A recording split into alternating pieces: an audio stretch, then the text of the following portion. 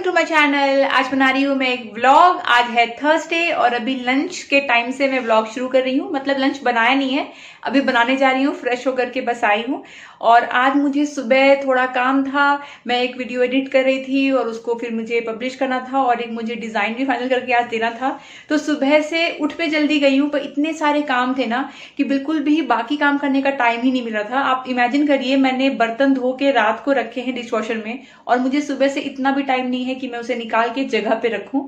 बस जो नाश्ता और चाय के लिए चाहिए था मैंने वही निकाला है, बाकी सब अंदर रखा हुआ है। तो वो सब भी अभी निकाल के रखूंगी और साथ में लंच भी बनाऊंगी। थोड़ा डिफिकल्ट हो जाता है कभी कभी घर का भी काम करना और बाकी काम भी देखना। मतलब जनरली टाइम मैनेजमेंट हो जाता है, पर कभी ना थोड़ा सा किसी और को प्रेफरेंस देना पड़ता है, उस चक्कर में आपका घर का काम अटक जाता है।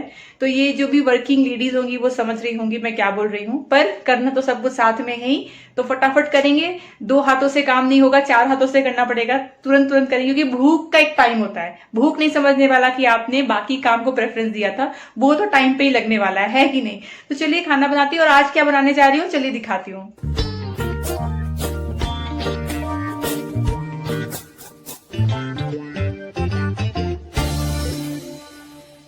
सारे बर्तन ऊपर वाले रैक में सारे मैंने डाले हैं, सिरेमिक्स के, ग्लास के और चम्मच। तो ये सब है और नीचे के साइड में चाय का बर्तन, कुकर, प्लेट सब कुछ है। और ये चाय का बर्तन मेरे पास 2 है ना, तो एक सुबह यूज़ हो गया तो एक अभी रखा हुआ ही अंदर, उसे यूज़ करना और सब कुछ निकालना है। चलिए इसको पहले जगह पे रख लेते हैं। अगर आपने मेरे व्लॉग्स पहले देखे हैं तो आपको पता होगा कि जहाँ पे अभी डिश वॉशर रखा हुआ है ना, यहाँ पे मैं अपना वैक्यूम क्लीनर रखा करती थी और एक डस्टबिन रखा करती थी।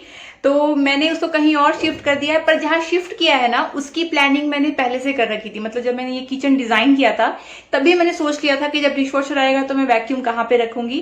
तो चलिए मैं आपको आज दिखाती हूँ कि क्या प्लान मैंने किया था और कितने अच्छे से वहां पे सेट हो जाए। स्टव के इधर राइट साइड में एक कैबिनेट है, इसके अंदर ही मैं वैक्यूम क्लीनर रखती हूँ। तो पहले से ही मैंने सोच समझ के यहाँ पे लेज नहीं करवाया था ताकि हम लोग यहाँ पे आराम से वैक्यूम क्लीनर को रख सके जब डिश वॉशर आ जाए। उससे पहले तो ये डिश वॉशर के पास में रहता था। तो देखिए अच्छे से फिट हो जाता है। और पीछे गैस पाइपलाइनिंग की पाइपलाइन भी है, आपको यहाँ पे हल्का थोड़ा थोड़ा ऑरेंज ऑरेंज दिख रहा होगा जो पीछे की तरफ जाती है, तो वो है। और साथ में यहाँ पे अब ये रहता है, अच्छे से अट जाता है और जब भी निकालना हो तो काफी हैंडी हो जाता है। तो किचन बनने के टाइम पे ही मेरे को ये दिमाग में था कि वैक्यूम क्लीनर रखने को एक जगह चाहिए। आप मोस्टली घरों में देखोगे ना तो इसे रखने की जगह पहले से लोग नहीं सोचते हैं। तो इस तरीके से क्या हो गया, ये कहीं और नहीं रहता है, आराम से अंदर कैबिनेट के रहता है। किचन भी देखने में अच्छा लगता है और आपको बहुत ही ज्यादा वो पीला पीला कैसा अजीब से लगेगा कहीं पे भी रखा रहेगा। तो बहुत घर में मैंने देखा है कहीं भी लिविंग में कहीं भी फिट कर देते हैं क्योंकि जगह नहीं है, फ्लैट सिस्टम है, बंगलो तो है नहीं, क्या करेंगे। तो ऐसा कुछ सोच समझ के करिए, जितनी भी चीजें आपके पास हैं और जो भी आप खरीदने वाले हैं उसको सोच के ही किचन प्लान करिए। और ये आपको इंटीरियर वाला नहीं बताएगा क्योंकि उसको नहीं रहना है, उसको मतलब नहीं है, वो तो नॉर्मल सा प्लान कर देगा। ये आपको सोचना है कि आपको आपकी स्पेस को किस तरीके से यूज करना है और क्या क्या चीजें आपको वहां पे एकोमोडेट करनी है। तो ये कोई इंटीरियर वाला सिखाने वाला नहीं है। सोच समझ के आप लिस्ट बनाइए, उसे डिस्कस करिए, फिर वो आपको ऑब्वियसली सॉल्यूशन दे देगा कि कहाँ कहाँ आप क्या क्या प्लेस कर सकते हैं।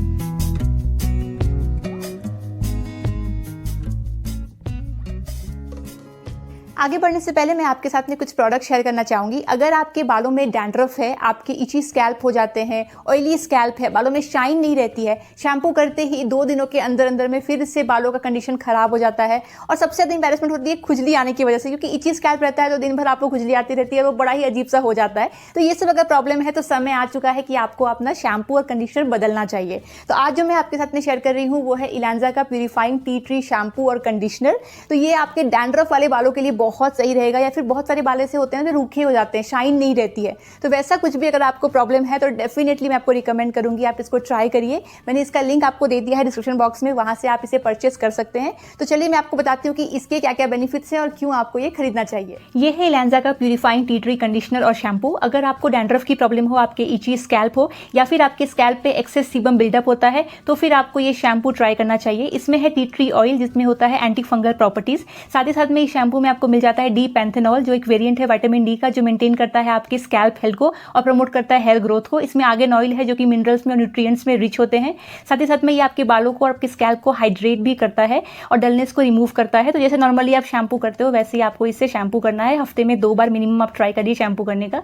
ये है प्यूरिफाइंग टी ट्री कंडीशनर। इसमें टी ट्री ऑयल है जिसमें एंटी फंगल प्रॉपर्टीज है, ये इचीनेस को प्रोटेक्ट करता है, डैंड्रफ को हटाता है। इसमें है स्वीट आमंड ऑयल जो कि रिच होते हैं विटामिन ई में, जो आपके बालों को स्कैल्प को हाइड्रेट करता है। इसमें व्हीट प्रोटीन भी है जो बालों को कंडीशन करता है, साथ ही साथ में ब्रेकेज से बचाता है। ये शैम्पू जो है और ये कंडीशनर है ये बहुत अच्छा रहेगा, ग्रोथ आएगी आपके बालों में, साथ ही साथ में चमक भी आएगी। तो शैम्पू करने के बाद आपको कंडीशनर लगाना है, 2 से 3 मिनटों तक में छोड़ दीजिए, फिर नॉर्मली आपको एक बारी पानी से इसे वॉश कर लेना है। तो इनकेस अगर आप शैम्पू वगैरह नया कुछ ट्राई करने का सोच रहे थे, पहले वाले से परेशान हो गए हैं और ये सब प्रॉब्लम्स आपको है जो मैंने बताई, तो डेफिनेटली आप एक बारी ट्राई करके देखिए। मेरे हिसाब से तो बहुत ज़्यादा आपको फायदा करेगा। पर जैसा कि मैं आपको हमेशा बताती हूँ कि मेरे कहने पे कोई भी स्किन केयर का प्रोडक्ट या फिर हेयर केयर का आप लेते हो सामान, तो पहले उसको आप टेस्ट कर लो। पैच टेस्ट करना बहुत ज़रूरी है, क्योंकि सबकी स्किन अलग अलग होती है, सबके हेयर अलग अलग होते हैं। ज़रूरी नहीं है जो मुझे फ़ायदा करे वो आपको भी करे, पर फिर भी एक बार ट्राई करना बहुत ज़रूरी है। मैं जो भी आपको रिकमेंड करती हूँ मैं अपने ऊपर ट्राई करती हूँ, मुझे जब सही लगता है डेफिनेटली मैं तभी रिकमेंड करती हूँ। फिर भी एक बार पैच टेस्ट आपको कर लेना चाहिए। तो इनकेस अगर आपको ये परचेस करना हो, लिंक दिया हुआ है, वहां पे क्लिक करिए और खुद के लिए परचेस करिए।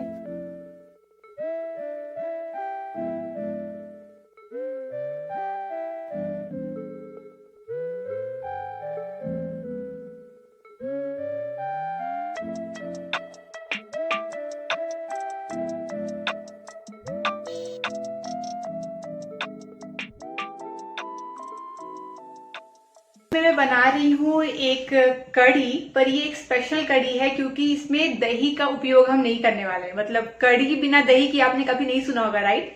एक्चुअली इसे सिंधी कढ़ी बोलते हैं, if I am not wrong, जहां तक मुझे पता है। तो ये सिंधी कढ़ी बिना दही की बनती है। अब मेरे घर में तो आपको पता ही है कि ये तो दही खाते नहीं है, तो कढ़ी खाने का तो कोई सवाल ही नहीं है। इसलिए कभी भी आप मेरे घर में कढ़ी बनता हुआ नहीं देखोगे जब तक ये घर में, मतलब ये ऑफिस में होते थे तो मैं अपने लिए कभी कभी लंच में बनाती थी क्योंकि मुझे बहुत पसंद है।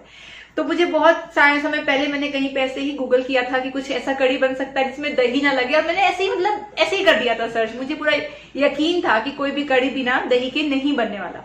फिर मुझे ये रेसिपी दिखी, मैंने कहा अरे वाह, कुछ तो है, कोई तो है जो ऐसा कुछ सोच के कुछ बनाया है, किसी ने ऐसा कुछ रेसिपी। और मैंने ट्राई किया, उसके बाद से मैंने कई बार बनाया है, इनको अच्छा लगता है। और कढ़ी तो मतलब कह नहीं सकते बिना दही के कढ़ी, पर इसका नाम है सिद्धि कढ़ी। तो चलिए, इनकेस अगर आपको कुछ नया ट्राई करना हो तो ये बनता है बेसन से।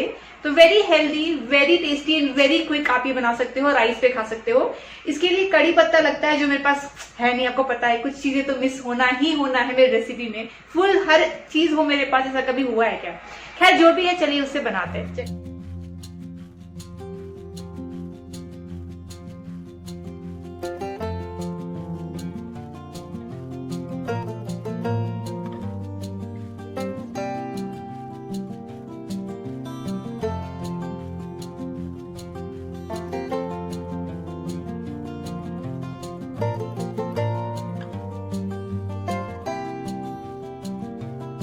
मैंने यहाँ पे लिया है सूखी मिर्च, कटे हुए प्याज, ग्रीन चिली, उसके साथ में कटे हुए टमाटर, हींग, थोड़ा सा जीरा, थोड़ा सा राई। बस तेल गरम कर लेंगे, उसके बाद इसमें मिला देंगे थोड़ा सा जीरा, उसके साथ में हींग डाल देंगे, उसके साथ में राई डाल देंगे, थोड़ा सा हल्दी डाल देंगे और सूखी लाल मिर्च और ग्रीन चिली भी डाल देंगे। उसके बाद ये सबको अच्छे से हम भून लेंगे। फिर कटे हुए प्याज डाल देंगे। फिर प्याज भी जब अच्छे से भून जाए उसके बाद टमाटर डाल के इसका हम पेस्ट बना लेंगे।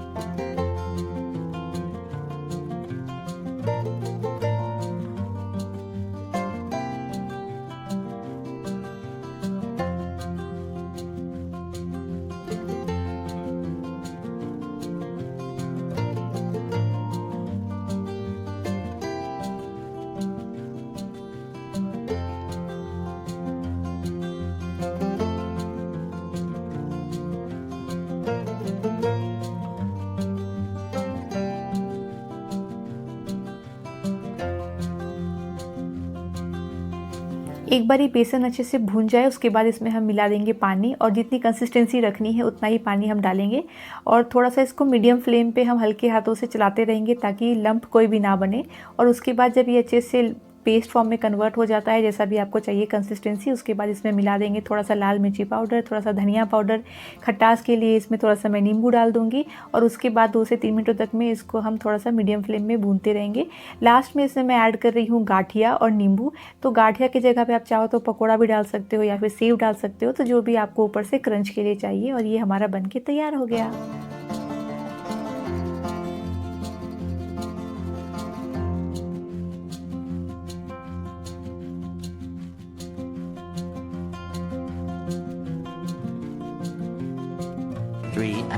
थोड़े थोड़े बादल हैं और काफ़ी ना कुहासा लग रहा है, मतलब लग रहा है कि बादल नीचे की तरफ में फ्लोट कर रहे हैं। विंटर की शुरुआत हो रही है ना, वैसा लगता है।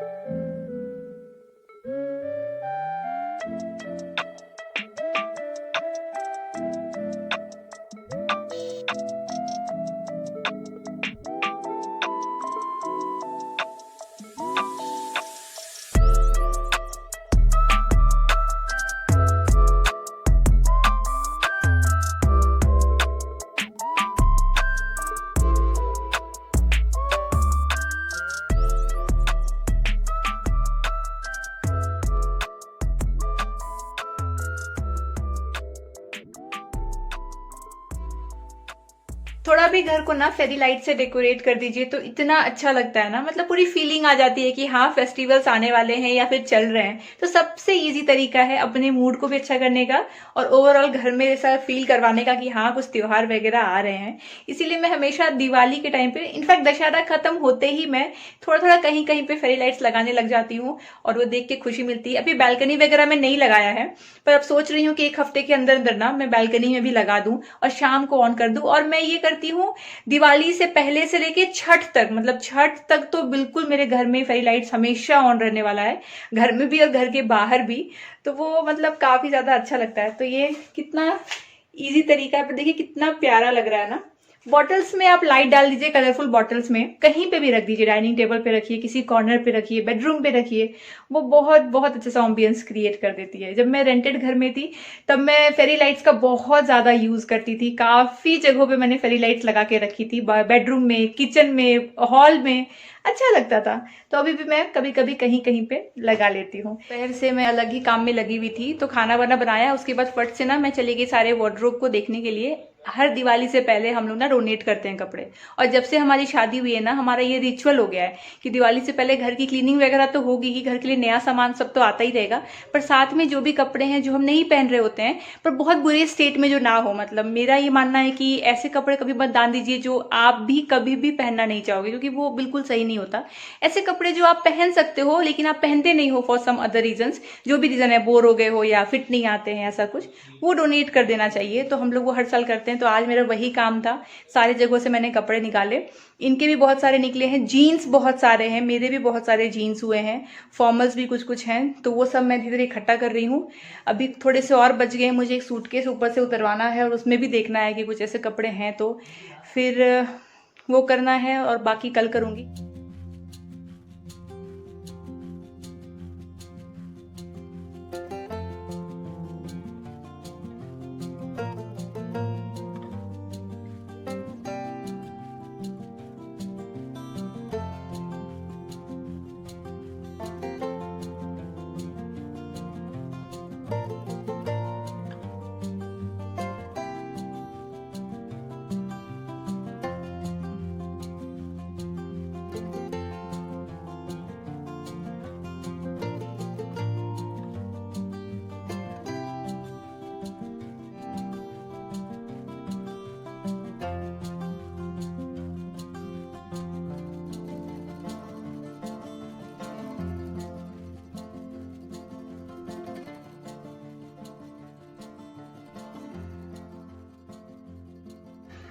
चाय पीना तो हो गया है, बहुत अच्छा मौसम है, तो जा रहे हैं वॉक करने के लिए। सिंपल वॉक ही करूंगी मैं, ऐसे ब्रिस्क वॉक, मतलब थोड़ा सा। तो सोसाइटी के चारों तरफ अब मन कर जाता है तो थोड़ा सा बाहर भी घूम लेते हैं, पर आसपास ना कहीं पे बोरवेल हो रही है और उसकी इतनी साउंड आ रही है। वो तो ये यूपीवीसी है ना, तो इससे उतनी साउंड नहीं आती है, पर जरा सा भी खोल के देखा तो इतनी नॉइज आ रही है। पर ठीक है, थोड़ा सा चक्कर मार के, क्योंकि ना शाम को क्या होता है ना, एकदम मन कर जाता है कि बाहर निकले, चाहे वॉकिंग के लिए निकले या ऐसे ही बैठने के लिए निकले, मतलब सोसाइटी में।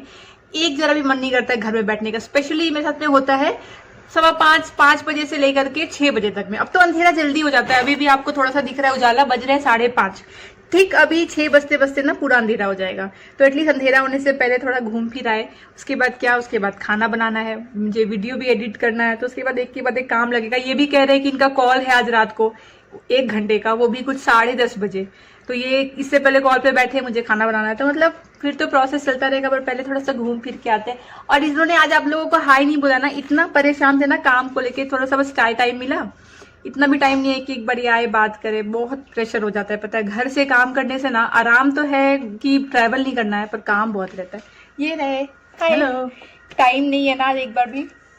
पूरा कंटिन्यूअस वीकडे में तो यही हाल है। ऊपर से क्या हो गया ना कि पिछला मंडे ऑफ था और ये फ्राइडे को भी ऑफ है, तो मिले सिर्फ 3 दिन बीच में काम करने के लिए, पर गिना जाएगा, मैनेजर तो गिनेगा पूरा 5 दिन। हाँ सही बात है कि ये वीक का अपडेट क्या है, अब 3 दिन में 5 दिन का काम दिखाना है। तो वो तो डिस्कस कर रहे थे कि कौन कौन सा सीरीज देखना है, क्या देखना है, और मैंने इनको पटा लिया है। एक वेब सीरीज आई हुई है, जो लोग हॉरर देखते हैं, हॉन्टिंग ऑफ ब्लाई मैनर। तो हॉन्टिंग ऑफ हिल हाउस का 2nd सीजन आया हुआ है, और मैंने इनको पूरा कन्विंस कर लिया कि इस वीकेंड देख लेते हैं यार, डरावना बिल्कुल नहीं है। मैंने इनको क्या बोला पता है, बीच बीच में मैं मोबाइल में गेम खेलते रहूंगा, मुझे ऐसा डरावना ज्यादा लगा तो। मैंने इनको क्या बोला पता है, मैंने इनको बोला पता है, तुम थोड़ा कान बंद करना। मैंने इनको बोला है कि ये ना हॉरर नहीं है, ये ना थोड़ा सा थ्रिलर है, मतलब थोड़ा सा डार्क थ्रिलर है, हॉरर नहीं है। तो कह रहे अच्छा सच में क्या? मैंने कहा हाँ, तुम डरोगे नहीं, बस थोड़ा सा साइकोलॉजिकल मूवी है ये, थोड़ा सा मतलब इंटेंस मूवी है। तो ये पट गया है ना, अब मुकरोगे नहीं ना? मेरे साथ साइकोलॉजी खेला गया है। मुकरोगे नहीं ना? मुकरो सॉरी, ये वर्ड भी मेरा हमेशा ऐसा था, मुकरोगे नहीं ना? नहीं। तो रात को देखेंगे ना आज? न रात को, दिन तो? में फ्राइडे सैटरडे संडे 3 दिन छुट्टी है। अरे रात को जो मजा आता है। दिन में ठीक है, चलिए जब भी मिल तो रहा है देखने, क्योंकि फिर पता है वीक चालू हो जाता है ना, तो मैं भी बिजी हो जाती हूँ, मुझे भी टाइम नहीं मिलता। और कब से पड़ा हुआ है वो सीजन, तो एक दिन हम लोग देख लेंगे। 1 महीना भी नहीं हुआ लॉन्च हुआ है। अरे जो लोग हॉरर के फैन है उनको पता है, 1 महीना मतलब दर्द हो रहा है मुझे तो बहुत ज्यादा। जो भी, तो ये हमारा सेट हो गया है प्लान, देखेंगे, मजा आएगा। एनीवेज चलिए, मैं आज का ये व्लॉग यहीं तक रखती हूँ, आपके साथ में शेयर किया अपना ये दिन। आशा करती हूँ आपको पसंद आया हो, तो अगर अच्छा लगा हो तो लाइक कर दीजिए, सब्सक्राइब नहीं किया सब्सक्राइब कर दीजिए। वीकेंड को कहीं बाहर जाते हैं तो डेफिनेटली व्लॉग बनाऊंगी और बताऊंगी भी आपको कि क्या इन्होंने मूवी देखी या मेरे को बेवकूफ बना दिया। पक्का देखी। चलिए मिलते हैं अगली बार, बाय बाय।